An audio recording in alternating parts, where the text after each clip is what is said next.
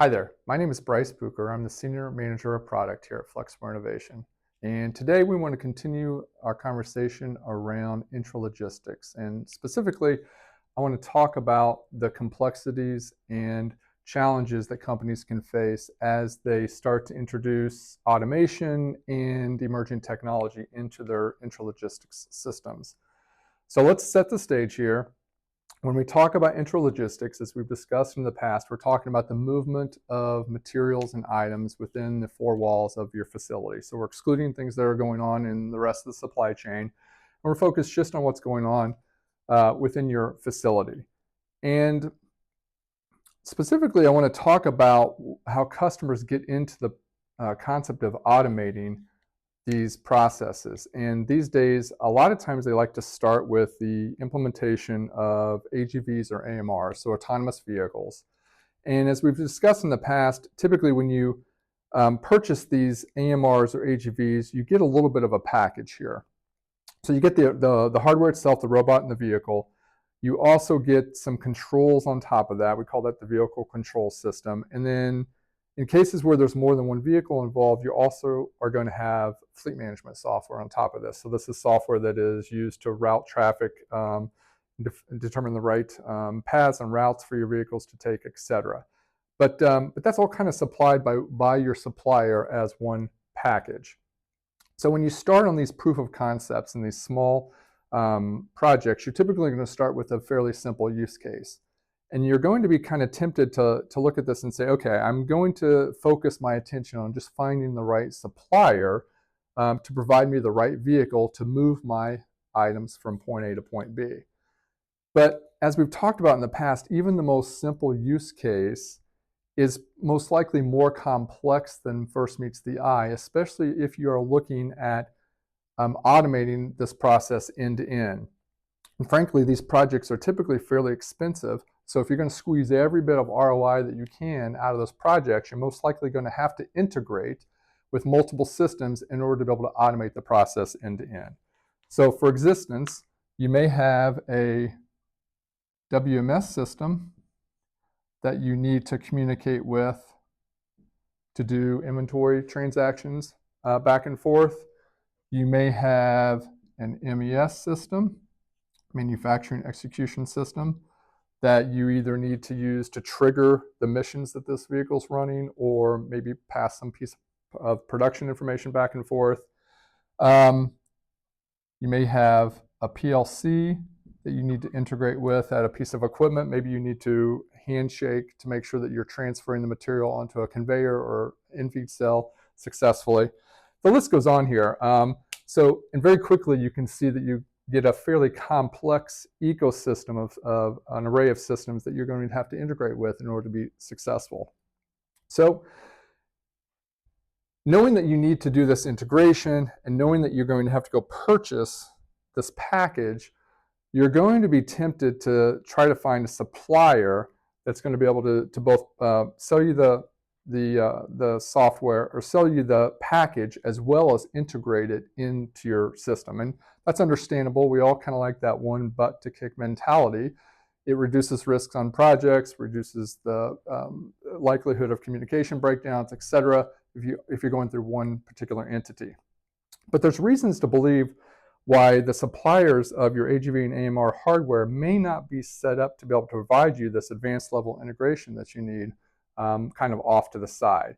And to be able to illustrate that point a little bit, I'm going to go through the 4 different types of suppliers that typically exist in this AGV and AMR hardware space, and some of the reasons why they may not be equipped to be able to provide you that integration that you're looking for. So let's start with your basic distributors. They're focused almost entirely on hardware selling only. They typically don't have any services around them, so they're not going to be equipped to be able to provide you that software integration that you're looking for. Let's move on to 2 different types of OEMs. So I'm going to start with what I call the typical OEM type. So in this particular case, they're focused mostly on the hardware itself and the controls around that hardware. They may have a software development team that's developed some fleet management software. They may be using a third-party fleet management software, But regardless, they're very focused on their package offering here. They tend not to have a large services team that is able to do the software integration kind of out on the edge. So typically you're going to see these typical OEMs not really want to get involved with this higher level integration that is going to be required. So then there's a little bit of a separation to these bottom two types. So to start with, we have full service OEMs. So these OEMs, they also make the vehicles and the controls. They also potentially have their own fleet management software. They do all of this, but they also are structured to be able to do very large implementations and projects. And they will do end-to-end integration that you might be looking for. So at first blush, they seem like a potential candidate here, but there's a couple things to keep in mind. One is they're most likely going to develop their integration to meet the exact scope of what they've been contracted to do. They're probably working on a fixed fee contract here, and it's going to do only that much. And they're not going to really give you software that's adjustable, configurable on your end to be able to scale and flex with you as you move forward. So scalability is an issue here. It's typically very black box-ish. So they own it. They have to make all the changes to it. So if you need to make any changes moving forward, you're most likely going to have to engage them and issue a change order. So this one is a question mark. Now let's move on to the last one here, integrators. So system integrators, they tend to be fairly hardware focused as well. So they'll sell you the robot, they understand the controls around that robot, they'll help you get it mapped into the facility, but they typically want to focus on the hardware aspects of integration.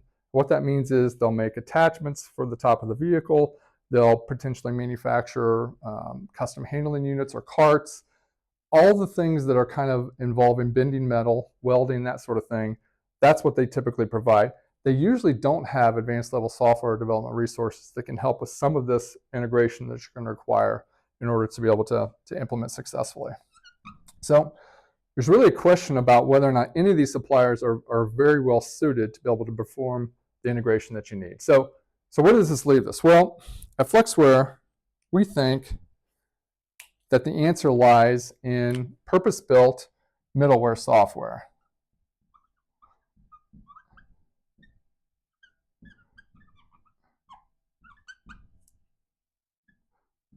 And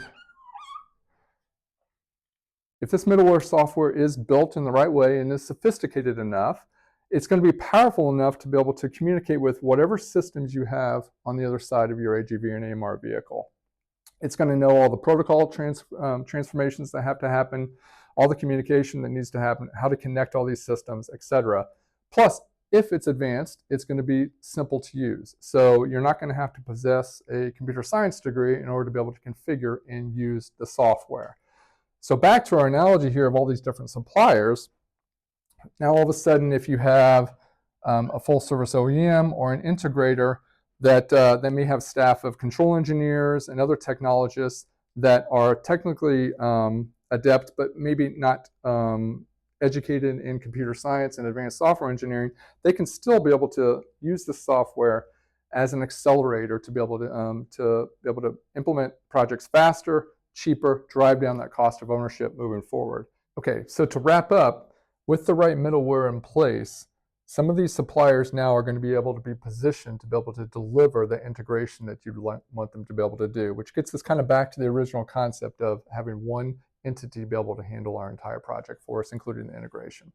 So we're going to leave it there for today, and we'll catch you next time. Thanks for joining.